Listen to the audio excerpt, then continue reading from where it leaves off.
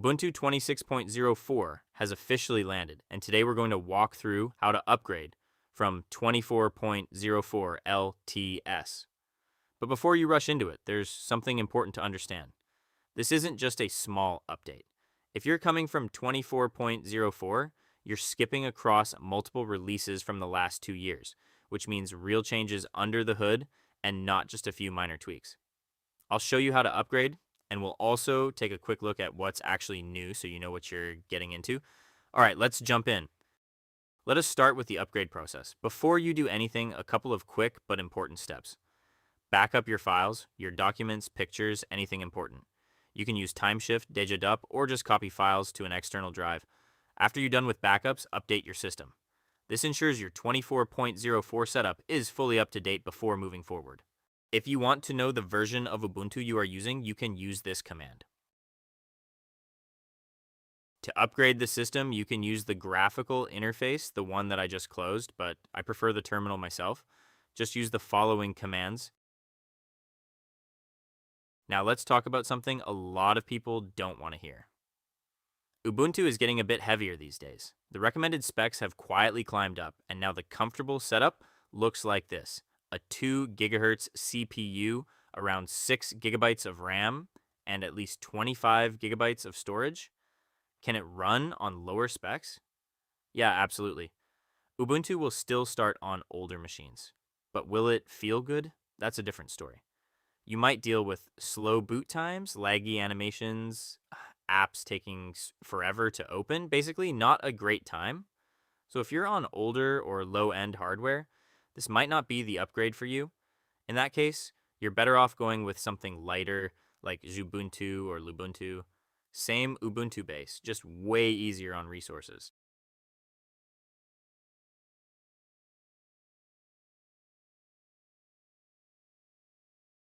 Next, run this command. It updates your system more completely by installing all available updates, even if that means removing or replacing some packages to resolve dependencies. It's the command you run when you want everything fully up to date and in a clean state, especially before a major upgrade. This command cleans up your system by removing packages that were installed automatically but are no longer needed, things like old libraries or unused kernel files. It also slightly reduces the chance of old unnecessary packages getting in the way or causing odd edge case issues during the upgrade. All right, at this point, your system is fully updated, everything is clean, and there are no broken packages getting in the way. So now we're officially ready to start the upgrade.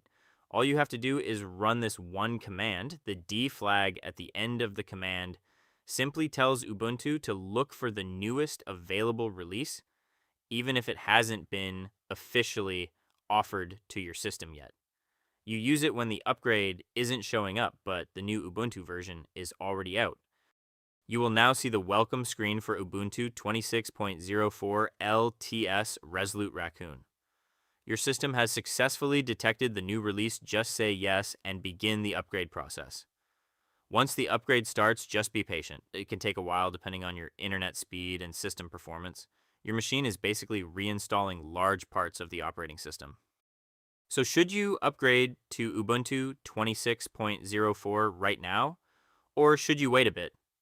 Here's the honest answer. Brand new Ubuntu releases almost always come with a few surprises, little bugs, small glitches, things that slip through testing. It's totally normal. If you're the kind of person who gets frustrated quickly, or you just want your system to work without touching anything, then it's better to hold off for a couple of weeks. Let the early adopters find the problems first, and if you want an even smoother, drama-free experience, wait until Ubuntu 26.04.1 comes out. By that point, most of the initial issues are patched and the upgrade is way more stable. In short, upgrade now if you like living on the edge. Wait a bit if you want a calm life. All right, the upgrade is done. Welcome to Ubuntu 26.04. One of the first things you'll notice, as you saw earlier during the boot process, there's a new animation inspired by the default raccoon-themed wallpaper with sharp lines spreading out in a circular pattern like sun rays while the system loads. Well, it's a nice new little touch right from the start. All right, let's quickly talk about the new features or changes in Ubuntu 26.04. This release officially drops the classic X11 Xorg session. Not because Ubuntu didn't want to ship it, but because GNOME itself has moved on. They removed support for running on the old X11 system earlier this year, so Ubuntu really had no choice here. But the good news is most apps that still rely on X11 will run just fine thanks to Xwayland, which is built right into the system. So even though you're on Wayland by default now, your older or legacy apps should still work without you having to do anything.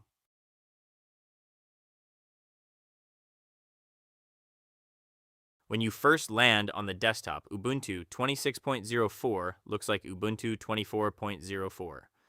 But once you actually start looking around, you'll notice a bunch of little changes. There's a new wallpaper, and the dock is now solid instead of transparent. The solid color makes the icons easier to see. Another thing you'll notice almost immediately, it's the folders, and surprisingly, they make a big difference. Ubuntu has given its folder icons a fresh, more lively look. Instead of the old flat style, they now pick up your system's accent color, which is orange by default. So everything feels more connected to the theme you're using.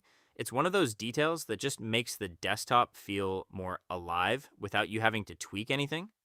They also stand out better, whether you're using a light or dark mode. The colors are brighter, but not in a loud or distracting way. Overall, it's a small visual upgrade, but it makes the whole desktop nicer to look at every day.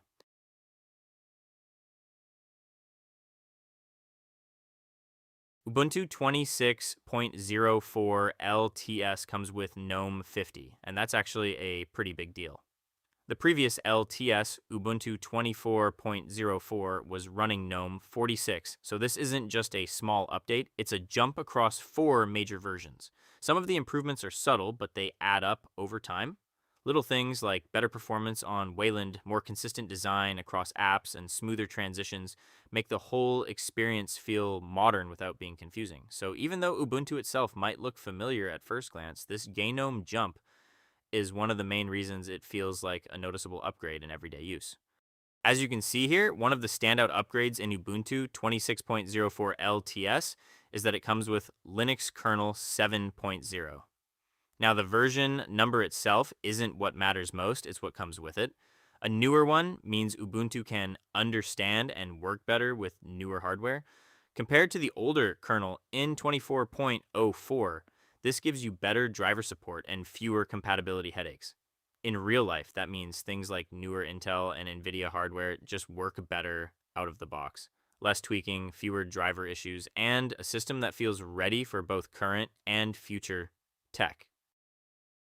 Another change you might not expect in Ubuntu 26.04 LTS is in the default apps. For years, Ubuntu used events to open PDFs and documents. It worked just fine. But now it's been replaced by a newer app called Papers. Guess Ubuntu is slowly refreshing its built-in apps so everything looks and feels consistent with the newer desktop experience.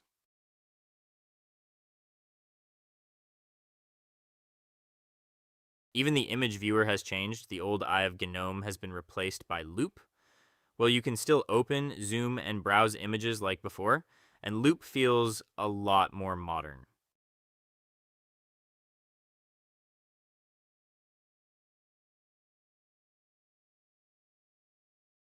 Ubuntu now uses Pitixis as the default terminal instead of the old one. You get a clean tab overview, easy profile switching if you like different setups, and even built-in support for containers, which is great if you're working with tools like Docker. And then there's a small detail that's helpful. When you run commands with sudo, the top bar turns red. It's like a visual warning saying, hey, you're in dangerous territory now. It is a nice reminder not to mess things up. Finally, Ubuntu has simplified how you keep track of your system. Instead of juggling separate tools like System Monitor and Power Statistics, Resources now handles everything in one place on Ubuntu 26.04 LTS. It gives you a clean, easy to read dashboard where you can see CPU usage, memory, disk activity, and power stats without jumping between apps. Basically, it takes all the important system info and puts it into one simple, polished view, no digging around needed. The Security Center is slowly turning into a real, full-featured security hub for Ubuntu. One of the newer additions is an experimental permissions prompt system. This first showed up in Ubuntu 24.10, and it lets you decide exactly how snapped apps can access your home folder, giving you much finer control than before. It's still a work in progress, so it's not turned on by default, but if you're curious and want to experiment, the option is already there waiting for you. For a while, Ubuntu's App Center felt very snap focused, almost like traditional .deb packages were being pushed into the background. In Ubuntu 26.04, that finally gets fixed. Now, when you open the Manage section, you'll actually see your installed deb packages listed right alongside snaps. You can filter them, view them together, and most importantly, uninstall deb apps directly from here. Before this, removing a deb package from the App Center wasn't straightforward at all. They've also added the ability to handle some deb updates inside the App Center, which makes things a bit more convenient. One interesting change in Ubuntu 26.04 is that the Software and Updates app is no longer installed by default. That's the tool most people use to manage things like repositories, PPAs, and update settings through a simple interface. So why remove it? Canonical's reasoning is pretty straightforward. Some of those options are a bit too easy to mess up. For example, if you accidentally disable the main repository, your system can't install or update software anymore. And turning on things like proposed or source repositories without knowing what they do can lead to instability.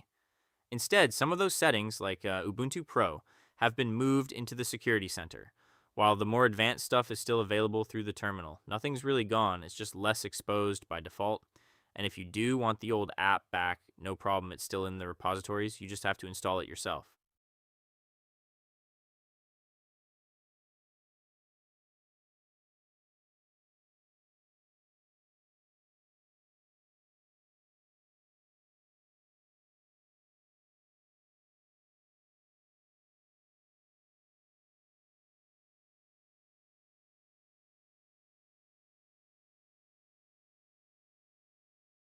All right, and that's a quick look at some of the new features in Ubuntu 26.04. Of course, that's not everything. Ubuntu 26.04 also brings a lot of low-level improvements under the hood, from performance tweaks to better hardware support and security updates that you might not immediately see, but you'll definitely feel over time.